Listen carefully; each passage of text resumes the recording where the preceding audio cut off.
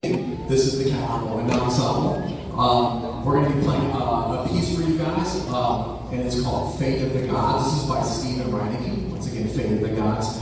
This is a program piece, a programmatic piece. So what that means is it tells a story. So we're basically going to put on an opera for you right now. And I'm going to give you some of the program notes so you know what to listen for as we're playing Fate of the Gods. This is right from the composer Steven Reineke. Fate of the Gods, a programmatic work for symphonic band, was inspired by tales of Nordic mythology. The piece tells the story of Ragnarök, also known as Twilight of the Gods.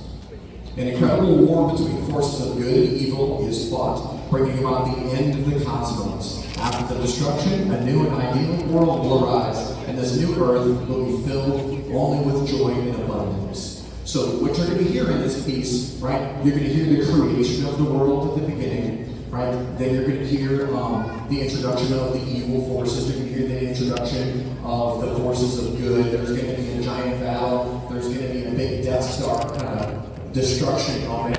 And then they're going to rebuild the world. So without further ado, we're very excited to play for you guys Steven Reineke's Fate of the Gods.